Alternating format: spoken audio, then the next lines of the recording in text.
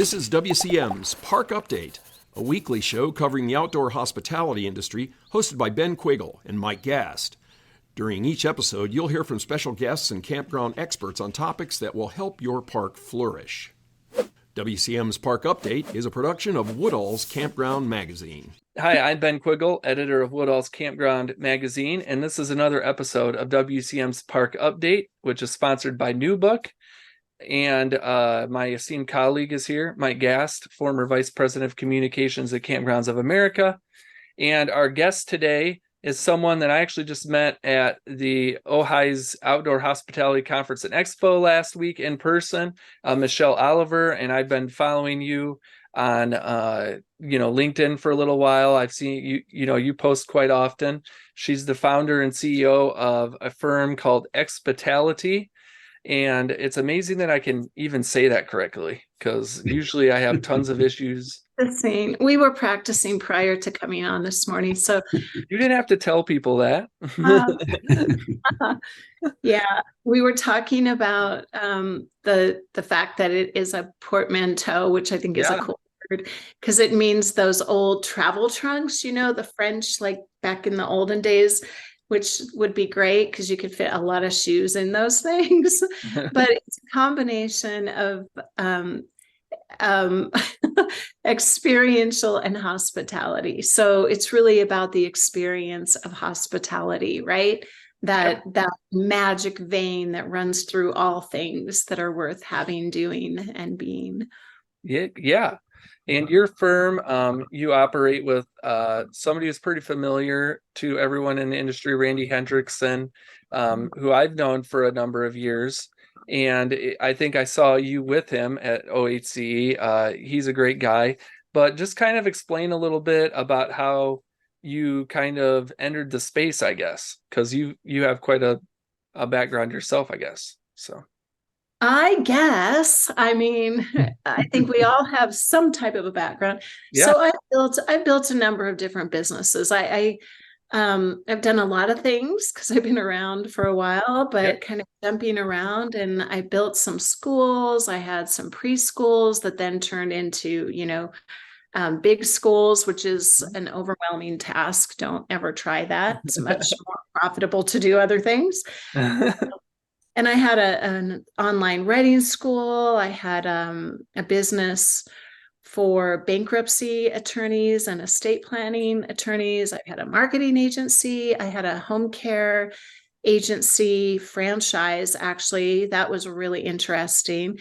And then I just came out, prior to owning those businesses when I was younger, I did a lot of personal development training and sales training for big organizations with some pretty well-known personal development organizations. So that was amazing. And that's always just been a huge part, like helping people with culture and goal setting and sales. And so that's my background. And then I think I was trying to tell you a little bit earlier how this particular company came to be was a little over a year ago. And I had at one time a dinner theater tourist attraction, which my business partner owned quite a number of RV parks and RV resorts around the country.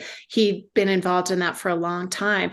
So when he opened a storage facility where he was storing those, we were joking about this earlier, but those $1 million, even more, $1.5 million, that they're housing, their accommodations are treat them better than our pets and our children. I think they're really cushy, environment, climate controlled. I mean, extraordinary units, actually, extraordinary facility. So I was helping him with that marketing. And at that time, I reached out to all these people on LinkedIn. That's how I met Randy. So we had been connected since, I think, 2018, 2017, maybe 2016, something like that, 2017. But we never really talked until last summer. And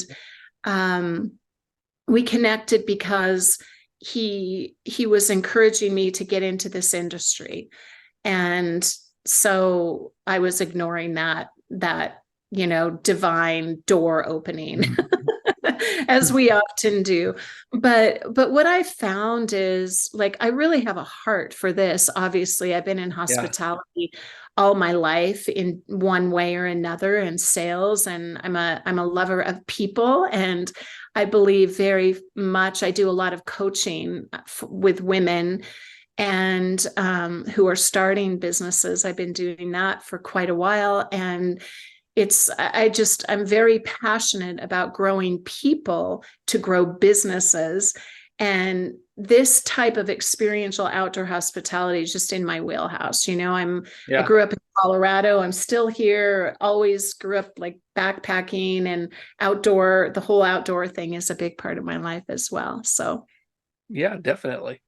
Um, I think you've mentioned too, you guys do a wide range of things, consulting, different, you have a wide range of different areas. I think you mentioned before that you kind of limit yourselves to, on the consulting side, to how many clients you work with. I think it was 3. Why do you guys limit yourself when you're looking at the consulting side of this industry, I guess? yeah, good question. So really it's quality over quantity. And as I was mentioning earlier, it's really that can be a very complex Mhm. business if you think about it. And it depends on what stage you are when you come to us, right? So if you're coming and you've not yet even acquired land, that could be a client, and you're looking to develop 10 properties, right? That's a pretty big gap. There's a lot of Yeah. stuff that has to happen. So everything from land acquisition and then development in and of itself is a very big undertaking. So it's really about the quality of what we want to deliver. We're also doing other things, kind of, not really in the background, but we're doing other things. So, in order to really deliver the highest quality, we only take on 3 clients max. And I think I mentioned before that we created something called the Experiential Experts Alliance. And this is made up of a group of extraordinarily talented and skilled and experienced people in the space. Um, so we collaborate with those people to a great extent because obviously we're not out doing the feasibility studies ourselves. We're not out getting the permits.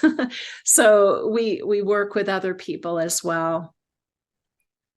Yeah, I mean, I think I like that word collaborate. I think we heard a lot about that during the recent Ojai Outdoor Hospitality Conference and Expo. I think that was a word that kept popping up, was collaboration. And that's interesting in the industry we're in. I think, that's really needed, to have those people collaborate to make your business very successful. So and I think I saw some of the people on your council, pretty well-known names in the industry. So that's pretty awesome. I Yeah. know, yeah, I know you also focus some on the hospitality. I know you do hospitality consulting. What's Mhm. that look like, as far as, do you work with like current parks on like elevating their hospitality experiences, or do you work, on the consulting side as people develop their parks to keep that in focus, I guess? Absolutely, we can. I mean, that is the fun part, right? Yeah. And I think one of the things is really to look at the language of this space. And I was asking almost everyone I met with at Ojai, what does hospitality mean to you? It's a really fun exercise Yeah. because people have very different ideas of what that means. And just like with the name Expitality, I really came into this area thinking we need a new vocabulary because people are coming. It's so fascinating to me because you've got these people coming from hotel. They're really interested in what's going on with the outdoor, right? They want to bring hotel best practices to this world of RV or glamping, camping, or whatever you want to call it. Camping wants to meld in the other way, right? And then we've got our RV resorts. So it's like this trifecta of influences that are all coming together. And everyone has a little bit different understanding just by virtue of where they're coming from, their own perspective of what all these things mean. So then we come into this, I'm always promoting the hardest word to say, experiential outdoor hospitality, right? Well, what the heck is that? So it's a really important conversation to have, I believe, because till we understand what we are doing and who we are and why we are doing it, it's really difficult to turn that into something extraordinary. Yeah. And so, Michelle, do you find yourself having to convince people that have been in the industry a long time that there's a need for a better experience? Depends on the person. I don't work with people I have to convince. I learned that a long time ago. Why would I do that? And honestly, that's a really important thing too, I think, because it's a very trendy thing to do, to have a glamping resort, right? So we see a lot of people throwing up that tent, adding it onto their Airbnb or whatever. And I'm not saying that's a bad thing to do, but there's a huge spectrum of what that term glamping, we call this, what we do, I prefer the word, I guess I could say it that way, dispersed hotel. And the reason I like that is that already your mind, words have power, right? And already your mind goes to, okay, what does that mean? How do I define that? And you have this notion that you're going to have an elevated experience because that's what hotels, at least in my world, are bringing, right? Best practices from the Four Seasons. Think about that and pulling that into more individualized sites that they might be a tent, but it might be a really unique four-wall accommodation, right? So I think it's largely about having the conversation. And I love talking. I think everyone needs to be drawn out of their comfort box. So I do love helping people with their vision, which I believe always has to really come from your values and your core intention and all of that stuff that sounds so fluffy. It actually can drive the foundation and create a kind of a narrative for any business to keep you on track as you grow. So I think, when we were at the Outdoor Hospitality Conference Expo, I don't know if you were there the whole time or if you took in all of the main sessions they had on the big stage, but they during one of the sessions, there was a gentleman that spoke about the fact that people don't necessarily want, like, when you think of a hotel, you're thinking of the same experience. If I go to a Marriott in one town and I go to a Marriott in another, it might be a very similar experience, but maybe people aren't looking for that in the outdoor hospitality industry. They like the differences. I guess, is that something, that you see out there? Do people want the same thing at a bunch of different locations, or do they want those different experiences? yeah, and I'm sorry I didn't get to go to any of those presentations. Yeah. I was in back meetings the whole time. But I'll tell you what I have found. I truly believe that we are in this new creation. It's like a fundamentally new paradigm where we are meeting. What we're attempting to do is serve a very sophisticated audience, right? People will try something that seems novel. They'll be like, okay, I want to try that tent, or I want to try that Airstream or whatever. And often those are one-time kind of bucket list shots, right? Because what we often find is, wow, that was just too difficult, or the kids weren't entertained, or we see the gap, right? So what I'm interested in doing is creating, yes, experiences. That's the experiential part, obviously. Like, how do we create really not only unique experiences, but experiences that are simply hospitable, that are anticipating every need before the guest arrives? It is significantly important that we're able to address those things. And no, we don't want to be like it's like we're not looking for the franchise experience. We're looking for something nice. Like, even if I go to a Marriott, I want the autograph collection, right? I want to go to the music themed boutique hotel, or something that I love that I can rely on the perfection of cleanliness or something like a certain standard. But really, we expect that everywhere now. So we have to deliver at a much higher level. And yeah, I agree. We want something new and fresh. Yeah. Okay. We want you Yeah. to surprise us. Yeah. I like So with the folks that come to you and want to deal with your services, do they have a pretty good plan in place already, or do you work very closely with them to kind of ratchet it up and get that experience that you think they need? I like that mechanic word. We ratchet it up. For sure.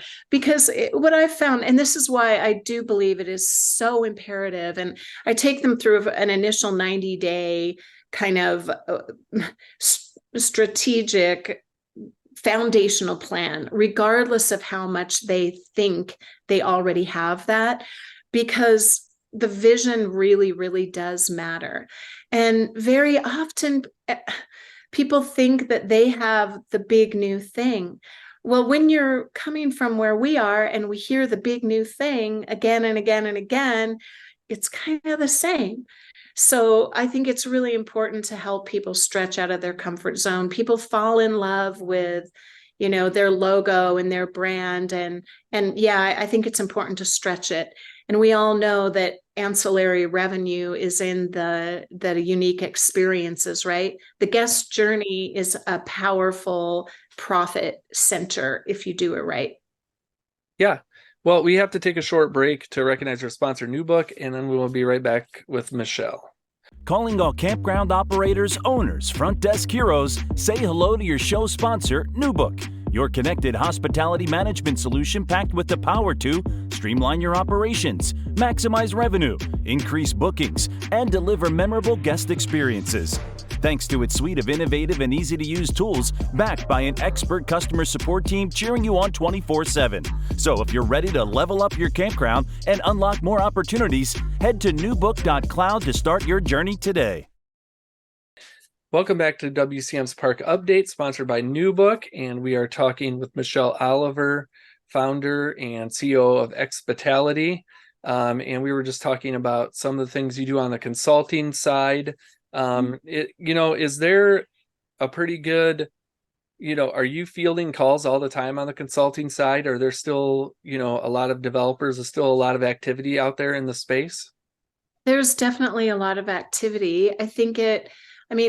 I haven't been consulting in this space for, 2 decades. So I come with a very fresh perspective, but I'll tell you what I've learned in business, and I think it's true in every business, that people either react or respond, right? Like right now, we were in many, many, many meetings at Ojai talking with all kinds of people. And there is a lot of money out there and a lot of interest in this space. There are also some people that are in fear and they don't want to do anything. So you're either seeing the opportunity or you're seeing the limitation. And obviously, we work with the people who see the opportunity and want to be on board with that and take it. So, yeah. What are some of the challenges I guess you face as you talk to people? I know, through this show, Mike and I have spoken a lot about financing, zoning, just regulations, getting, shovels in the ground. I guess, what are some of the things that you're seeing that people are kind of struggling through as you kind of consult with them? I mean, we work with people on every level. Yeah. So raising capital is, excuse me, raising capital is obviously a challenge, and especially right now. But just again, the same principle applies when there is a challenging environment, people tend to get more creative.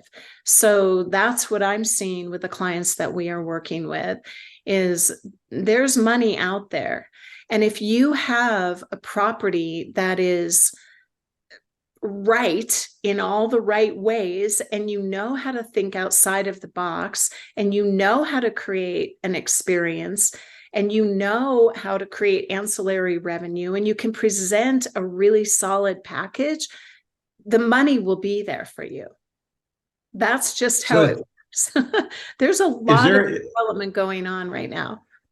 Is there a beginning and an end to what you guys do, or do you have like management contracts at the end and you keep running these places? Yeah, we do not actually deliver the management, the ongoing management. We continue to consult in that way, and we can manage the management company. But no, we're not doing that except on our own investments. And that obviously we are very engaged in that, very involved. Excuse me. So sorry. No. So, but one of the things that I think is very important that we do after everything is open, we come back and we do like every quarter we can do reviews and interviews with your guests, because we all know the old boring surveys that everybody ignores and doesn't really mean anything anymore with the 5 stars. So we actually, we have something that we call experiential data, experiential intelligence, where we create experiences wherein it's really fun and easy for your guest to deliver all kinds of feedback. And then we gather that data and share that with the owner. And then we kind of up the game, or as you said, ratchet it up as well. I feel like everything we do is really a vehicle for hospitality. And that is the core of how I think about everything. So we are always trying to deliver a concierge experience to our clients, just the way you would in, a hospitality venue. Has the quality of managers available once you have a property ready to go, has that kept up with the demand? Are there really good qualified people out there, or they're hard to find? Well, as you understand that one of my business partners in our new business, which I'll tell you about because I think you'll be interested, is Randy Hendrickson, who created and grew Horizon Outdoor Hospitality Management, right? Yeah. So I talk with him every single day, and he has a very specific viewpoint on that. So we often refer, of course, to, Horizon, because we know the caliber at which they can deliver. But I've seen some others out there too. And I think, Mike Harrison has just been working towards that direction, and they do I've stayed at their properties a number of times, and everything from what I can see, they're doing a very excellent job. And I know there are others that it just depends. Like, I'm not going to say good things or bad things about every single person. I think because Randy has such a solid background, he's extraordinarily discerning. And it's a challenge, right? Like, operations is a nightmare. It requires so many aspects of being really good at what you do. And that's why we can help manage the management company. Yeah. And Mike Harrison is the COO of CRR Hospitality, for people who are listening. And I think we had him on the show a month or two ago, a couple months ago. I guess, are you talking to these people that you're consulting with? Are they able to find employees to run these parks? Is that something that you help consult with? Obviously, you do the third party, you work with them if they need a third party management company. But what if they don't want a third party management company? They just want to operate the park. Do you help on the hiring end? We certainly can. It just depends on who are and where they are, right? Yeah. So we have worked with people doing that. And the thing is, and the client that I'm thinking of right now, they actually had a business that was expanding. Okay. So then it becomes more about the existing operations, and almost always there's some type of dysfunction going on that has to be addressed, right? Yeah. So we can come in and address that, get the right people in. And I know Randy will say the same thing. I've never had a problem in any of the businesses I've had. I know hospitality is tricky. I've had restaurants in resort towns where the whole housing issue was an issue, right? Where do we put them? We've got to hire them from overseas. And I've dealt with all of that kind of stuff. But if you create the proper culture, you pay your people what they need to be paid, you treat them the way you would treat your guests, and even better, you have to invest in that culture. You have to invest in your staff. You have to provide housing for them. And if you do that, you will not have a problem. I guarantee it will change your business and create what you say you want to create. But you've got to invest in the right places. It's a foundational fact.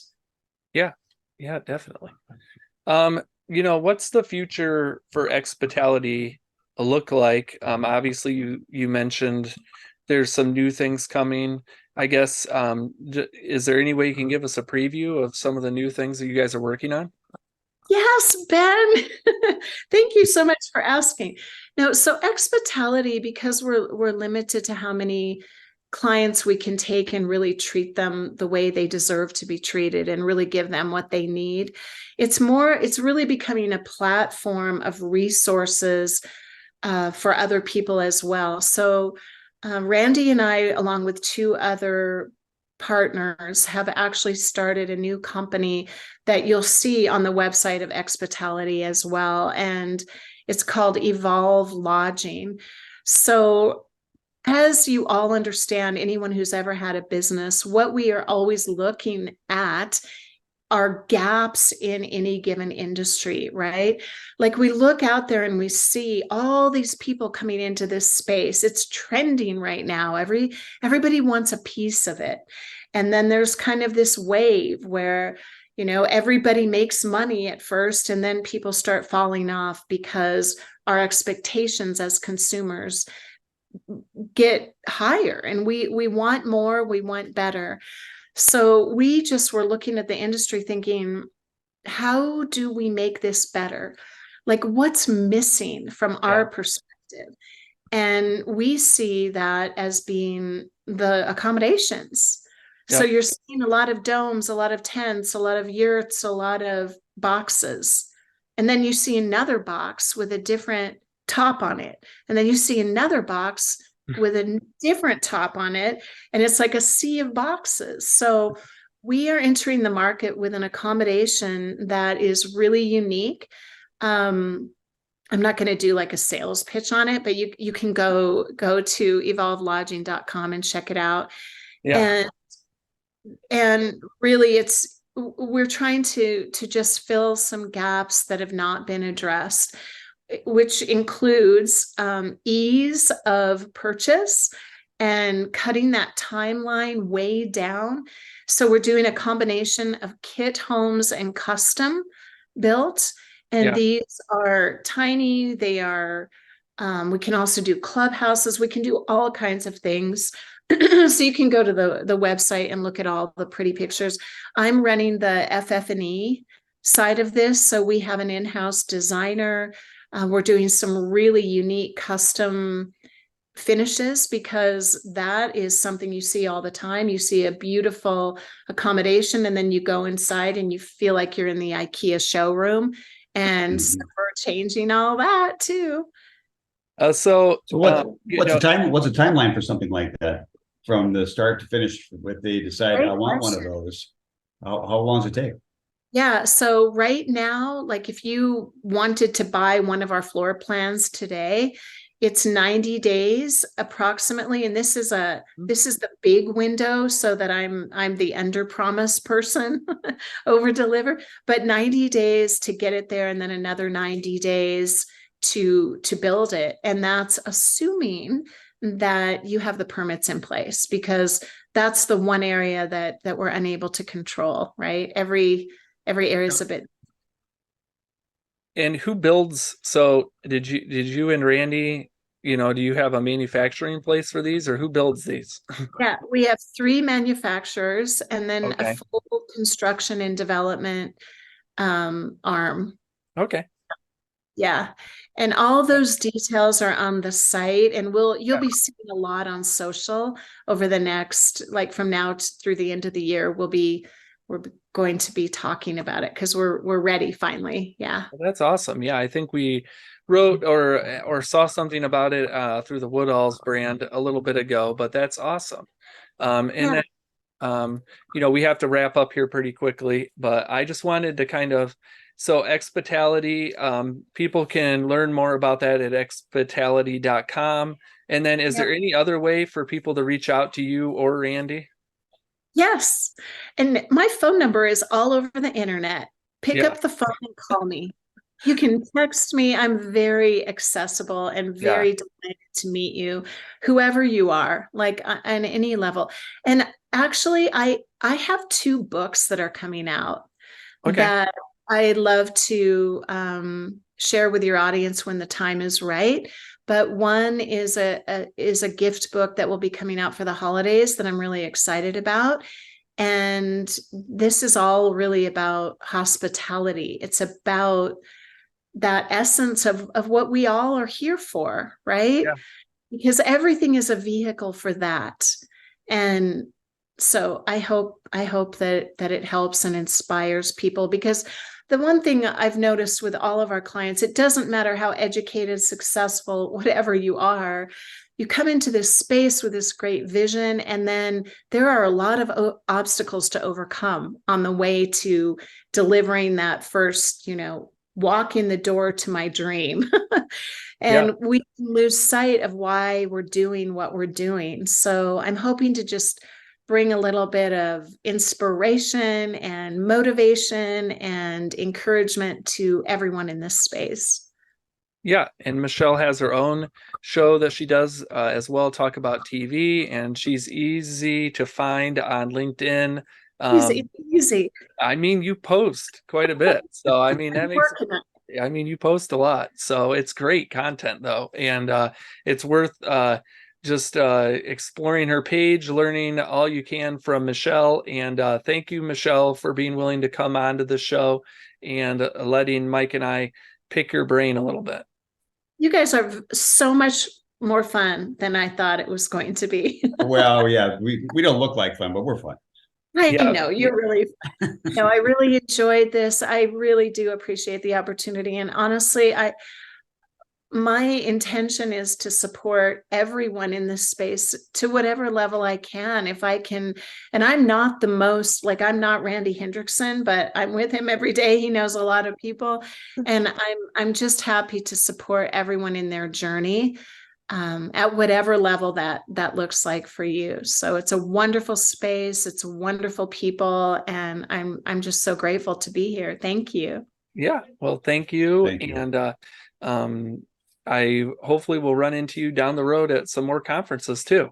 So hopefully you'll recognize me next time. Yeah, maybe I'll recognize people next time. Maybe you'll run into me, know who I am. I'll look forward to that. Okay. Well, flashcards. Thanks again for coming on the show. Thanks everyone for watching, and we will be back again next week with another episode of WCM's Park Update. Thank you so much. Blessings. Thank you for listening to WCM's Park Update, a production of Woodall's Campground Magazine. Join us for a new show each Tuesday at 3 p.m. Eastern on Facebook, YouTube, and wherever you listen to podcasts. Follow us on Facebook and LinkedIn for daily news and updates, and subscribe to our news feed on our website at woodallscm.com. Show hosts are Ben Quiggle and Mike Gast. Executive producers Rick Kessler and Alex Burkett. Copyright 2022, G&G Media Group.